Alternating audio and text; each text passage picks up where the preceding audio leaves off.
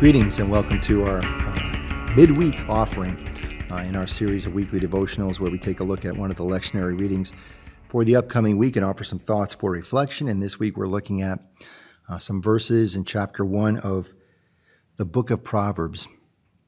A couple of my kids are in college right now, and another one in a couple of years will be thinking about that decision as well. And I've become acutely aware of the pressure that is on kids at a very young age to try to figure out what they want to do with the rest of their life, or at least for the next few years. And our society puts a lot of pressure on kids, and sometimes parents put a lot of pressure on their kids too, to achieve what we define as success. And I've preached about this before, that we say, you got to get good grades in high school so that you can get into a good college, and then you have to do well in college so that you can get a good job, and then you do well in your job so that you can make money, but then you continue to do well in your job so that you get a promotion and you make more money, and then you have a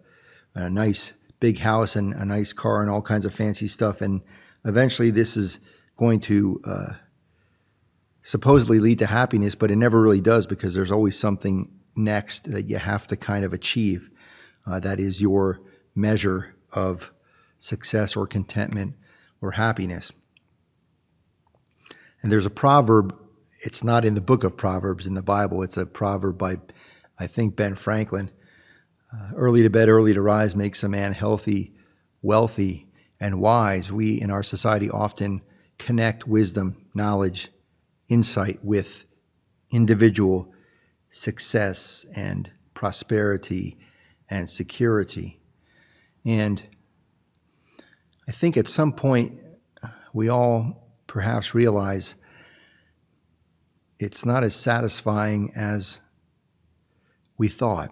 I know for me personally, in my mid to late 30s, I came to this conclusion that, I wanted my life to be about more than just earning a paycheck and paying bills. I wanted to do something that I thought I could make a difference. I could, help the world in some way, the greater good.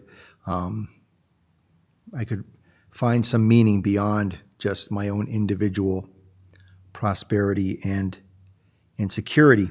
And there are some verses in this passage in the book of Proverbs that scholars suggest connect wisdom to creation. In verses 27 and 28, when panic strikes you like a storm, and your calamity comes like a whirlwind, when distress and anguish come upon you, then they will call upon me, but I will not answer. They will seek me diligently, but will not find me. And later on, therefore they shall eat the fruit of their way and be sated with their own devices. So these allusions to creation, to the fruits of our labor, to the storm, to the whirlwind, scholars suggest teach us a lesson that the wisdom that the writer speaks of, the wisdom of God, is all about connection with others, with the created order of God, with all of creation. It is not an individual enterprise. And that goes against the grain of the wisdom that our society teaches us and wants us to believe. There's something you may have heard of called the butterfly effect, and it says, if a butterfly flaps its wings across the world, it can create a hurricane on the other side of the world or something like that. And it's a theory that teaches us how acutely and innately and intrinsically connected we all are to one another, that everything we do, even the smallest words and thoughts and actions, affect others. And I think that this is the wisdom that we learn in following God, that God's wisdom is not an individual thing, but it is all about being rooted and grounded in connection, in connectedness with creation, with the created order, with one another. Amen.